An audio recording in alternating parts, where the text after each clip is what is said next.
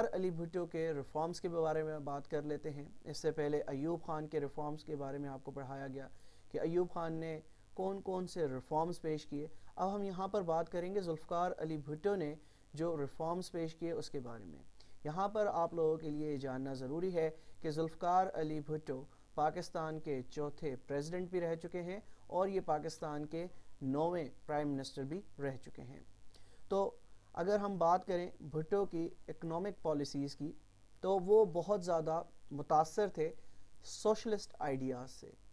ٹھیک ہے، اور وہ پاکستان میں فیوڈلزم جاگیردارانہ نظام کو ختم کرنا چاہتے تھے. ٹھیک ہے، وہ بارہا عوام سے پبلک گیدرنگ میں یہ وعدہ کرتے تھے کہ وہ اس ملک سے جاگیردارانہ نظام ختم کر دیں گے. ٹھیک ہے، the main step to reform the economic system of Pakistan, economy کو اٹھانے کے لیے انہوں نے پورے ملک کی جو انڈسٹری تھی اس کو کیا کیا، نیشنلائز کر دیا. ٹھیک ہے، اور یہ پروسیس انہوں نے سٹارٹ کیا تھا ارلی 1970s میں جب وہ 1970 کے انتخابات کے بعد حکومت میں آئے تو انہوں نے اس اکانومی کو اٹھانے کے لیے نیشنلائزیشن کا پروسیس سٹارٹ کر دیا. اب نیشنلائزیشن کا پروسیس کیا تھا؟ فار ایگزامپل آپ کے پاس ایک کمپنی ہے، اسٹیل کی کمپنی ہے، پلاسٹک کی کمپنی ہے اور بہت بڑی کمپنی ہے. تو گورنمنٹ آف پاکستان نے اس کو نیشنلائز کر دیا اور اس کی مد میں کمپنسیشن بھی نہیں دی جاتی تھی. ٹھیک ہے، تو ذوالفقار علی بھٹو کے چند ایک ریفارمز کی بات کریں تو اس میں لینڈ ریفارمز، ایوب خان نے بھی لینڈ ریفارمز پیش کیے تھے، آپ کو یاد ہوگا، ہم آپ کو پڑھا چکے ہیں. اس کے بعد لیبر ریفارمز، بینکنگ سسٹم کو انہوں نے نیشنلائز کر دیا، جتنے بھی بڑے بڑے بینکس تھے ان کو نیشنلائز کر دیا گیا. اور finance corporations were the main reforms in his era. اب یہاں پر میں بات کروں گا پرٹیکولرلی لینڈ ریفارمز کی. تو by introducing MLR 115 land reforms انہوں نے کیا کیا؟ فار ایگزامپل آپ کے پاس اس وقت 8 ارب روپے موجود ہیں، 8 ارب روپے آپ کے پاس موجود ہیں.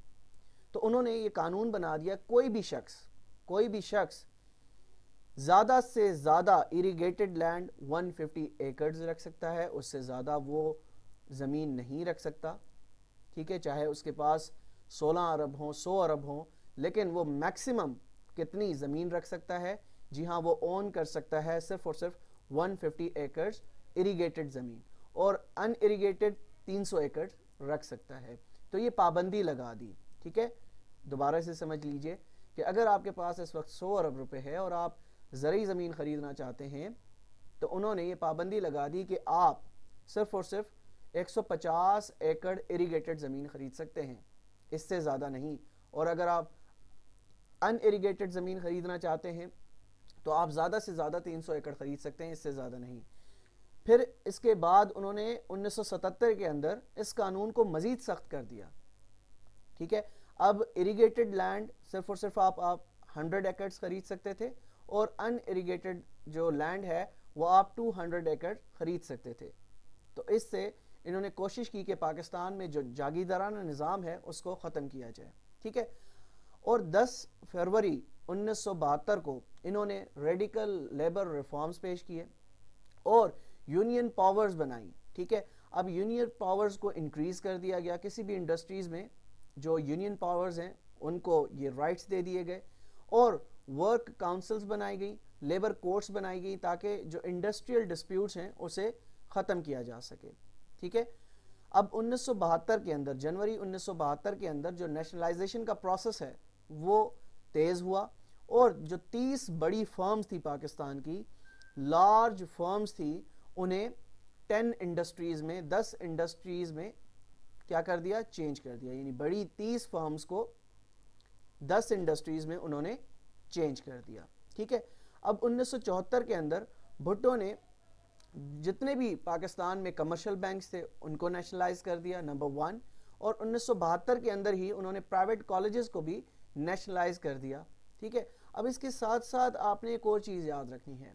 فار ایگزامپل آپ کا ایک اسکول تھا، آپ کا ایک کالج تھا، آپ اسے رن کرتے تھے، تو بھٹو نے کیا کیا کہ اس کو نیشنلائز کر دیا، گورنمنٹ کے انڈر لے آئے، اور اب فار ایگزامپل وہ آپ کا انسٹیٹیوشن تھا تو آپ کو کوئی کمپنسیشن بھی نہیں دی، آپ کو کوئی کمپنسیشن بھی نہیں دی. جس طرح سے میں اگزامپل دوں گا کہ جو پاکستان مسلم لیگ نون ہے، میاں نواز شریف کے جو والد صاحب ہیں ان کی کوئی اسٹیل مل تھی، ٹھیک ہے، تو اس کو بھی ذوالفقار علی بھٹو نے نیشنلائز کر دیا اور اس کے مد میں کوئی کمپنسیشن ادا نہیں کی. تو یہ وہ ریفارمز تھے جو کہ بھٹو نے پیش کیے. ٹھیک ہے.